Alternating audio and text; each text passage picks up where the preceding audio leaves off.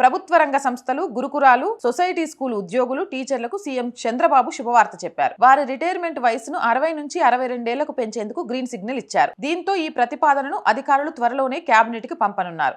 అక్కడ ఆమోదం లభించగానే జీవో వెలువడనుంది. దీనివల్ల దాదాపు 11,000 మంది ఎంప్లాయీస్ కి ప్రయోజనం కలుగుతుంది. గుండెల మీద చేసుకుని ఈ వార్త చూస్తున్న వాళ్ళంతా నాకు చెప్పాల్సింది ఏంటంటే, ఇది శుభవార్తనా?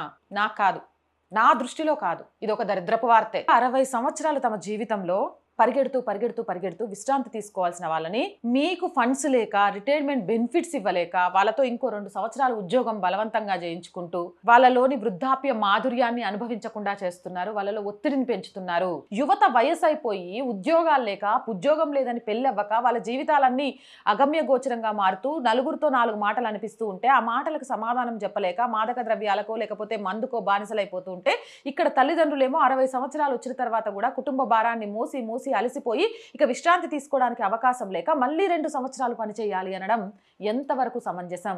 ఇది శుభవార్త కానే కాదు. అవునంటారా, కాదంటారా?